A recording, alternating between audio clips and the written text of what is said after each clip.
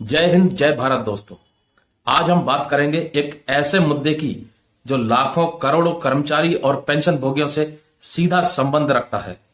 Sixth पे commission के बाद जब सेवेंथ पे कमीशन रिकमेंड हुआ था और उसके हिसाब से जो बेसिक पेंशन और बेसिक पे रिवाइज हुई थी, उसमें जो फिटमेंट फैक्टर था वो था 2.57। यानी कि आपकी जो सिक्स्थ पे कमीशन में बेसिक पेंशन थी या बेसिक सैलरी थी, उसको 2.57 से मल्टीप्लाई करके आपकी सेवेंथ पे कमीशन के हिसाब से न्यू रिवाइज बेसिक पे और बेसिक पेंशन फिक्स कर दी गई थी और डीए जो था वो 0 कर दिया गया था, जिसकी वजह से आपकी बेसिक पेंशन और बेसिक पे तो रिवाइज हुई, लेकिन जब टोटल ग्रॉस सैलरी देखी गई तो आंकड़ा ये आया, सिक्स्थ पे कमीशन के हिसाब से पेमेंट और पेंशन मिल रही थी और सेवेंथ पे कमीशन के हिसाब से पेमेंट और पेंशन मिल रही थी, उसमें कोई खासा अंतर नहीं था।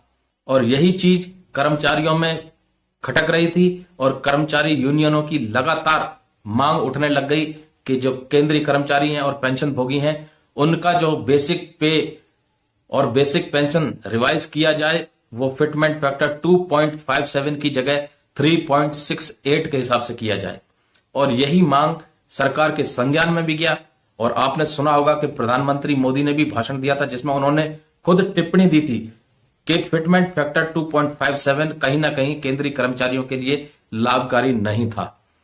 सरकार के संज्ञान में बार बार ये चीज आ रही है और इस पर लगातार विचार विमर्श भी हो रहा है। कर्मचारी यूनियन लगातार सरकार के पास जा रही है इस मुद्दे को लेकर के। तो ये उम्मीद पूरी तरह से बन गई है कि आपकी बेसिक पे और बेसिक पेंशन जनवरी 2016 से दोबारा रिवाइज हो जाएगी और 2.57 की जगह 3.68 होने का अनुमान है। यानी कि जो सेवेंथ पे कमीशन में बेसिक पे 18,000 एक सिपाही की फिक्स हुई थी, वो कहीं जाकर के अब 21,000 से 26,000 के बीच में फिक्स हो सकती है।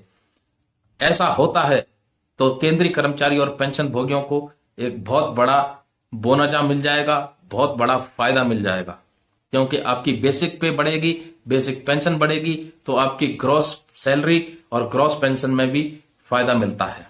तो दोस्तों, ये थी जानकारी कि किस तरीके से कर्मचारी यूनियन लगातार सरकार पर दबाव बना रही है आपकी बेसिक पे को दोबारा से रिफिक्स करें और ये फिटमेंट फैक्टर 2.57 की जगह 3.68 हो जाए।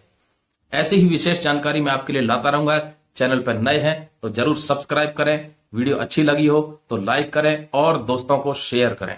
मिलते हैं अगली किसी नई जानकारी के साथ। धन्यवाद दोस्तों। जय हिंद जय भारत।